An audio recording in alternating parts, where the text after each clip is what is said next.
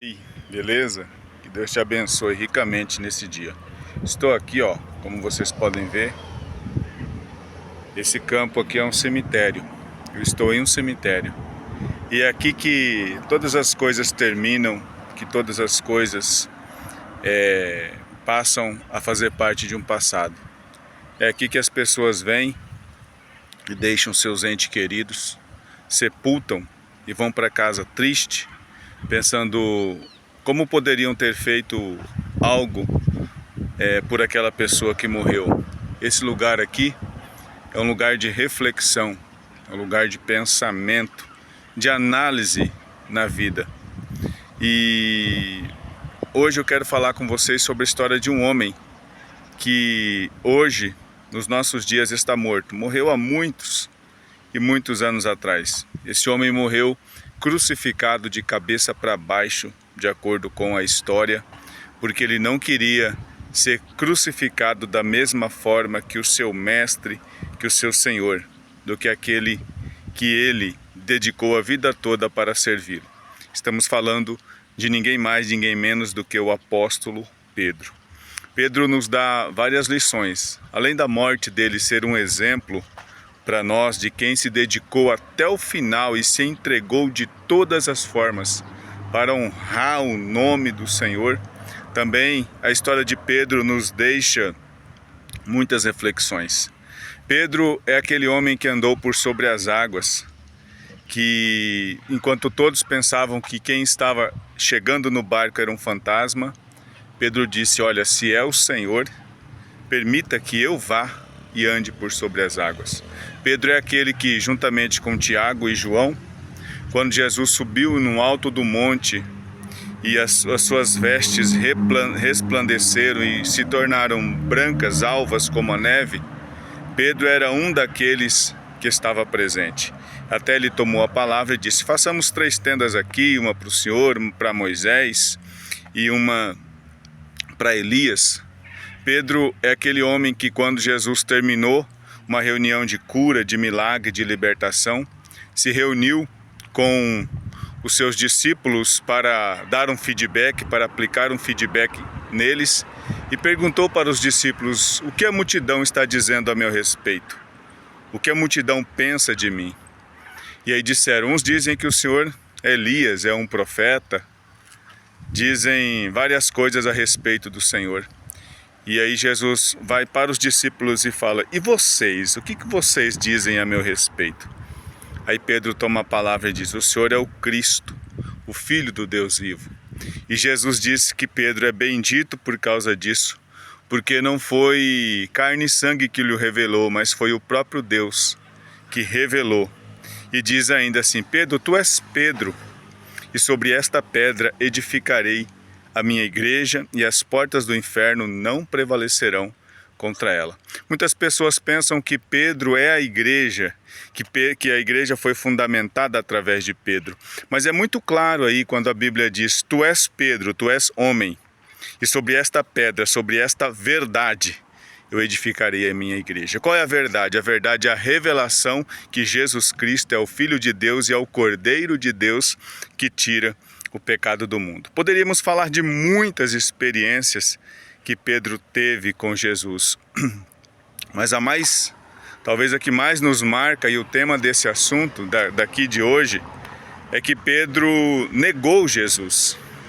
Quando Jesus mais precisava do seu segurança particular, de um dos seus 12, quando Jesus mais precisava daquele que Jesus depositara mais confiança, que era Pedro, Tiago e João, Pedro negou. Quando Jesus foi preso e estava sendo açoitado, Pedro estava acompanhando de longe e ele negou Jesus por 3 vezes. E Jesus o havia prevenido de que isso aconteceria. Antes que o galo cante, tu me negarás 3 vezes, Pedro. E ele: de maneira nenhuma, Senhor. Ainda que todos neguem, talvez ele disse, ainda que todos te abandonem, eu não farei tal coisa. E Pedro fez exatamente como Jesus havia lhe prevenido.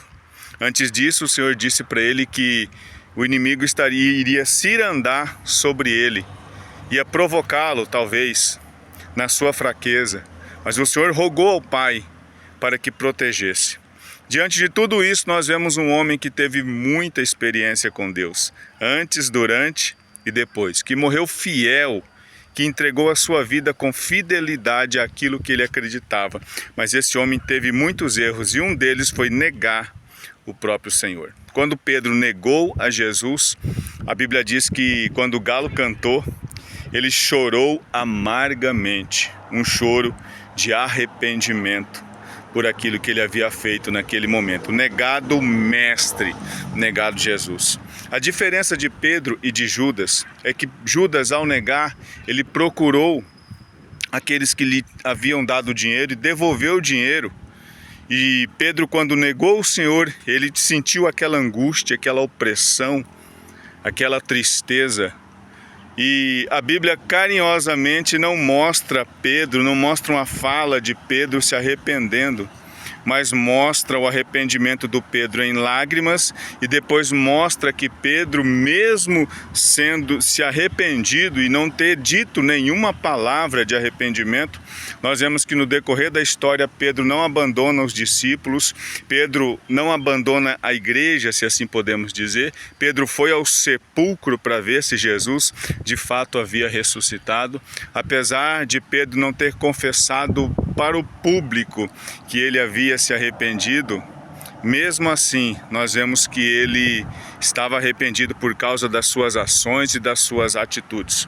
O arrependimento que precisamos ter não é apenas da boca para fora, dizendo, eu me arrependo, me perdoa, não faço mais isso. Não, o arrependimento que nós precisamos ter é semelhante ao arrependimento de Pedro, que mostre a nossa mudança. Pedro se arrependeu, continuou com os discípulos, a ponto de Jesus chegar novamente a ele após ressuscitado, e ele antes tomou uma decisão de ir pescar e levou um grupo de pessoas com ele.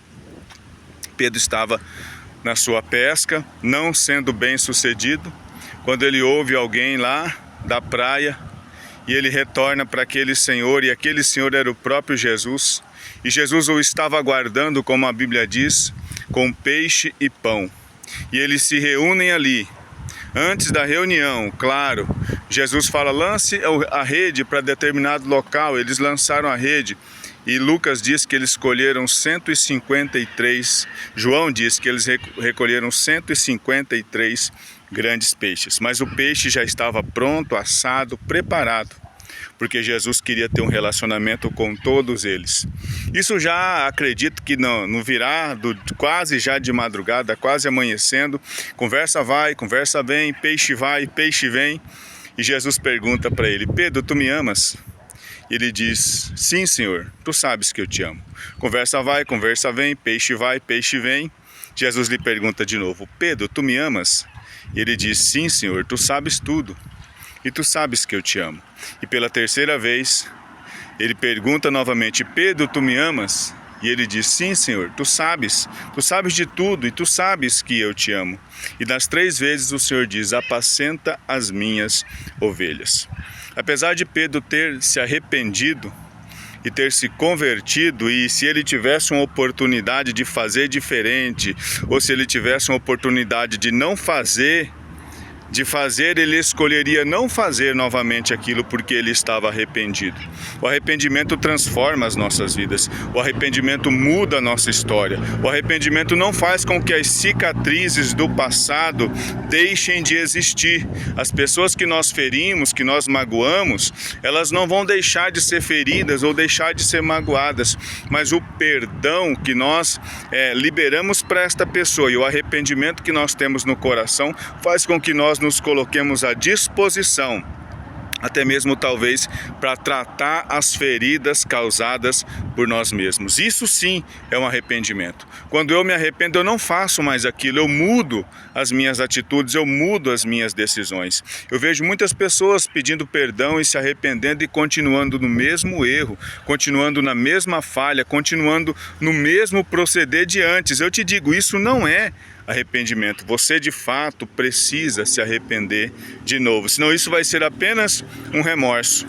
Voltando para cá, para o cemitério, muitas pessoas precisam talvez ouvir algo de você. Não espere que esse momento chegue na vida daquele que você ama, que você valoriza, para depois você dizer, me perdoa, me ajuda, tem misericórdia de mim, ou como dizem alguns, sai desse caixão. Não, esse aqui é o momento em que todas as coisas terminam. Mas o que conta muito para nós é o que nós vamos fazer do momento em que nascemos até o momento em que nós chegamos aqui. O nosso destino, o nosso futuro eterno depende desse meio, de quando nascemos até este momento em que chegamos aqui no cemitério. E dentro deste momento, dentro deste intervalo de vida, nós vamos errar, nós vamos acertar, nós faremos coisas boas, faremos coisas ruins, teremos coisas que nós vamos nos orgulhar, outras nem tanto, mas sobretudo precisamos nos arrepender.